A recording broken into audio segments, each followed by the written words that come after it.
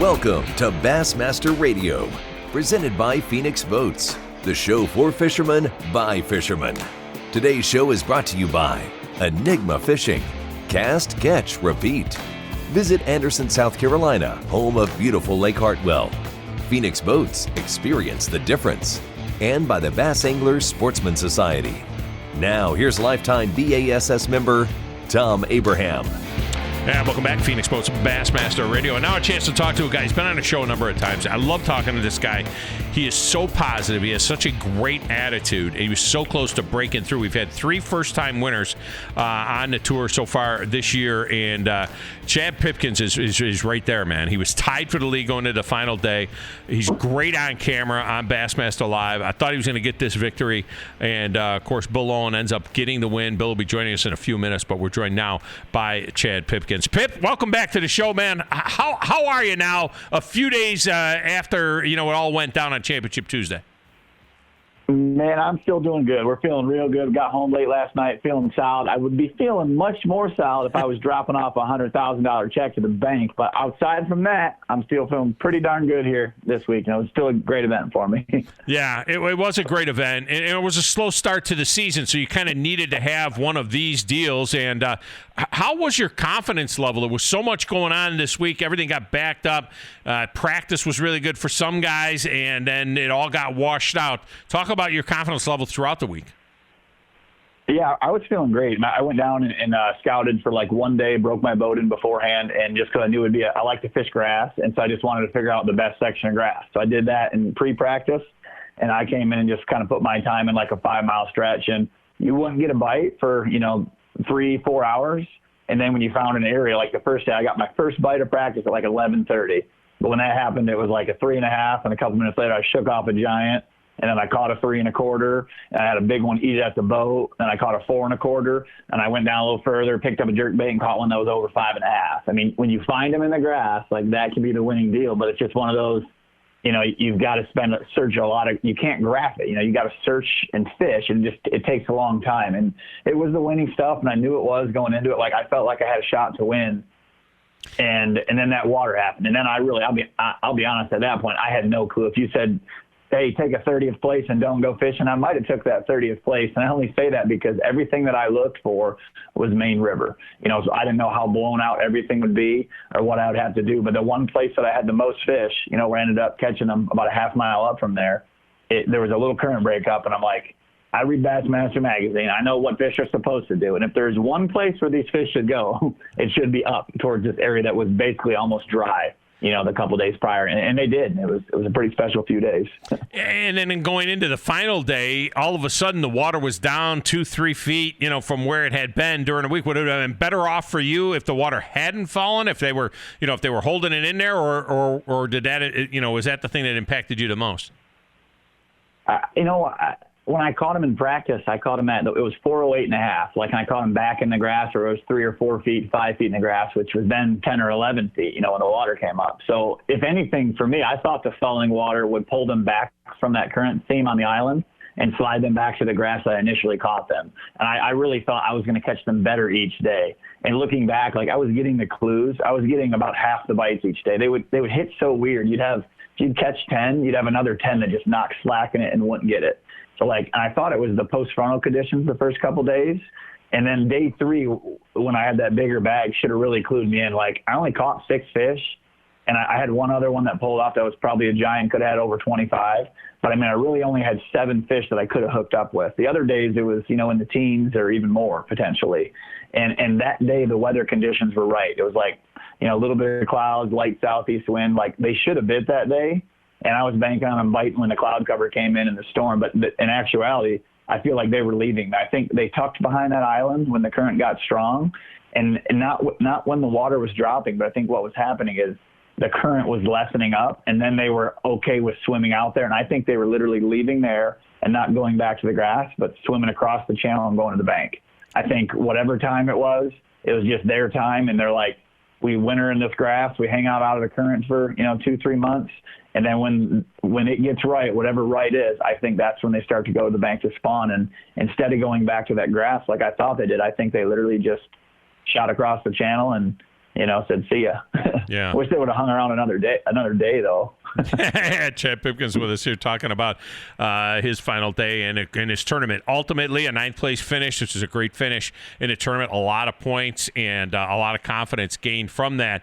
But kind of take us behind the scenes of leading going into a final day. I mean, you have a win, an Opens win under your belt. You obviously have won a lot of other tournaments throughout, looking for that first blue trophy, but you're in a tie for the lead on that final day. How do you sleep? How do you feel? What is the emotions going into it as you go into that last day? The crazy thing about that is I'm like you said, I'm as positive or optimistic as you're going to get. I would think I'm going to catch them until there's 5 minutes left. That's just how I'm wired. But like I've led on day 1 at Mississippi River. I've led 1 and 2 in Fork, and that was the first time I've led on day 3 there. And I'm hoping the next time I lead is on day 4 when it counts. But the difference on this one was, I didn't feel anything. I was just feeling good. I was laid back, just hanging out. And that's why it was so weird. I just thought it was going to happen. If you'd asked me before that day 4, and you talked to Corey too, Corey Johnston, I mean, in the first hour of that tournament, we each he had a 7 and then 2 over 4 or 2.5, another one. I missed a couple and had a 5 something, a 4 something. I mean, it was ridiculous. And I just thought, I'm like, man, if the clouds come in, they might bite like this all day.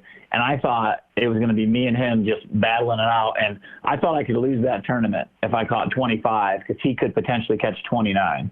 I just thought it was going to be that good. And so going into that last day, I knew and nobody really crushed him. Bill got a really big bite and got a good bag, but what I thought was going to happen did not happen. And it was one of those where, looking back, the decisions I made to stick around that grass as long as I did and keep trying it is because I felt that was my best chance to win. I wasn't trying to go catch a limit for 12 or 13 pounds and finish 5th. I wanted to try to win. And in doing so, I finished 9th, but I thought I either needed to fish that grass and make it happen, and I tried to re-find them and just never connected with them. And then later in the day, that morning, I knew about a half an hour in that it wasn't right because Corey and I, both of us never had a bite, which is really weird from the previous 3 days. So we knew something was different. And still midway through the day, I thought the only chance I had to win was if I ran into some smallmouth or something. Because I was going to have to catch 22 to 24 pounds.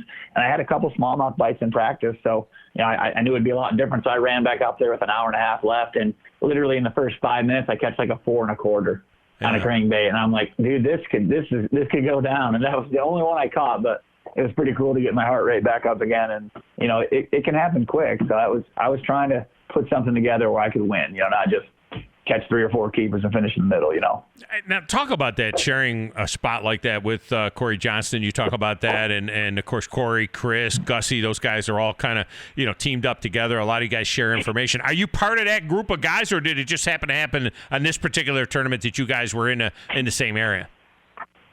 Yeah, no, I'm not part of that at all. But I respect those guys, and I respect everybody out in the water. And there's just a right and a wrong way to do things, and some guys can get into it on the water and handle it the right way or the wrong way, I think. And I think if you kind of talk it out in the water, a lot of times it goes a lot better. And that first day, it was funny. I fished some other stuff, and I was near Chris Johnston, and I came out there second, and Corey was already kind of set up, kind of where I caught some of them the first day.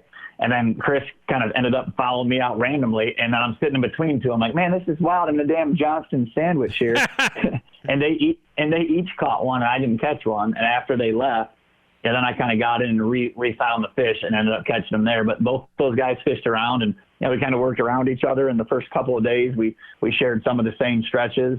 And then once I got into really good shape after day 2, Corey gave me a little bit of room on the one seam I was fishing and ended up, finding him on the other seam also. So we were definitely sharing fish that were probably swimming between the different seams, but we weren't, getting in each other's way. We were making it work and, trying to just let the best man win and let's catch some fish. Describe in our last couple of minutes, describe that technique you're talking about there, the seams in the current, because we saw the guys that were up there below the dam where there was really heavy current doing the same thing. We saw you doing the same thing, but just talk about how you fish that, how you could set up in the seams and you're fishing the current and then into the seams and how the fish will set up there between the current and between those little bit of slack water.